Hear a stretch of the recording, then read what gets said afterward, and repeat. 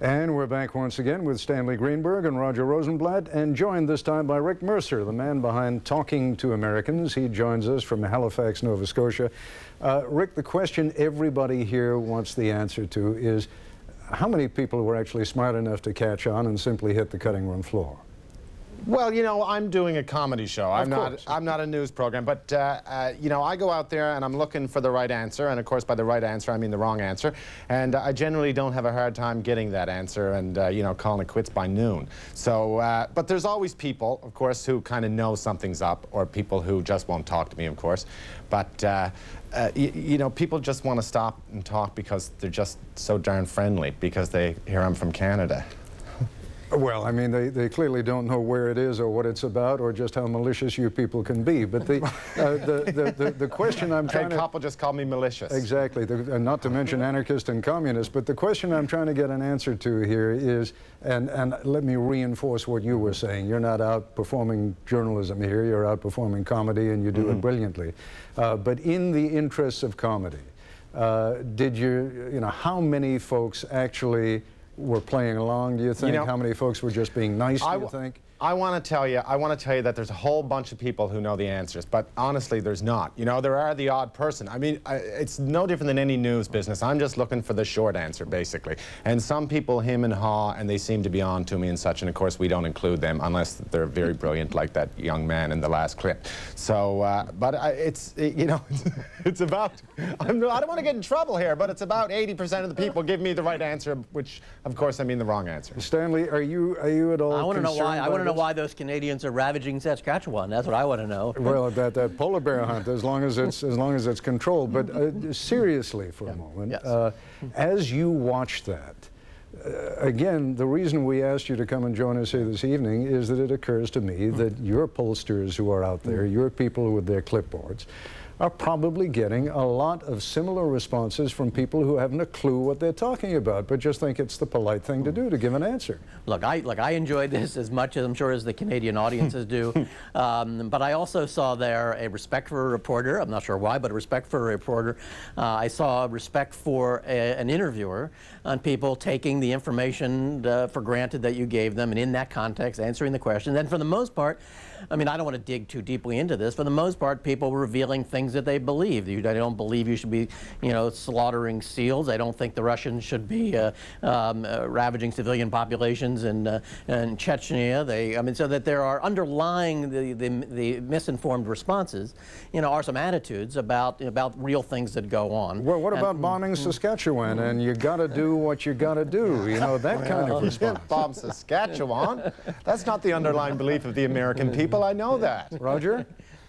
No, we'd rather take it by land. The thing that Stanley said, of course, is the key to all this, that everybody rushes to a moral position without having any idea on what it would be based. I want to see if I can get all three of you for a moment to forget the comedy and focus on what is serious here. We're in a democracy, and everyone has an equal right to vote, and clearly everyone has a right to his or her opinion and feels free to exercise it. Is there any danger inherent here in our current tendency to tap into everybody's mind, whether there is something there or not? Yeah, I mean, you know, with fairness to the interviewer, absolutely. It's a question of what questions you ask. There are some things that, you know, the American people care, you know, a great deal about. I mean, they worry about Social Security, they worry about their retirement system, they know a lot about the benefits that they get, they know a lot about it, and it matters, it affects their vote preferences, and we are right to ask those questions. We will then also have lines of inquiry because somebody, the media is interested in it, or a client's interested in it,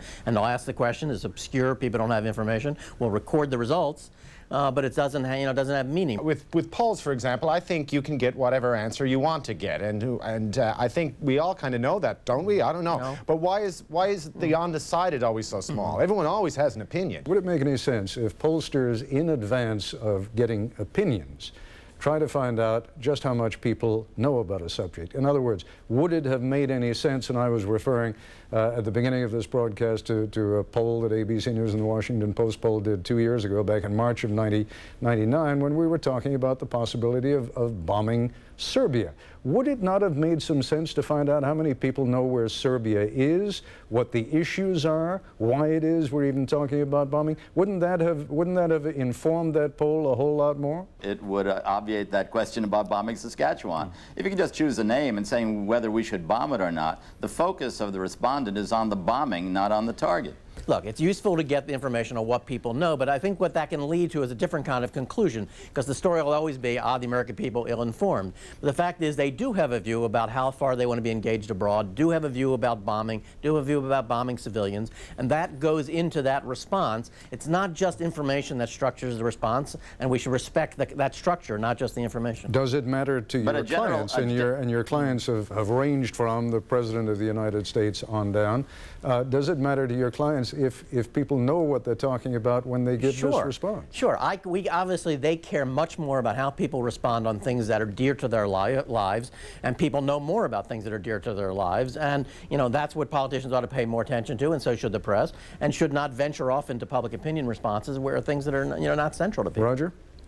I think we may be paying too much attention to public opinion altogether. It's a wonderful thing in America, and we're lucky to be able to express it. But magazines rush to focus groups to decide what should be on the cover. Politicians rush to polls to decide what their policies should be.